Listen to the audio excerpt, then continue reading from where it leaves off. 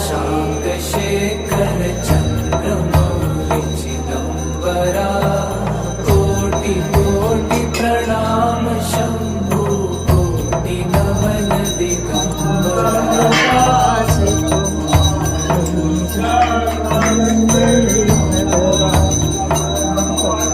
सर्वावतारं संसारं केन्द्रहारं देवाधिदेव जगत सर्जक प्रलय करता शिव सत्यं सुंदरा।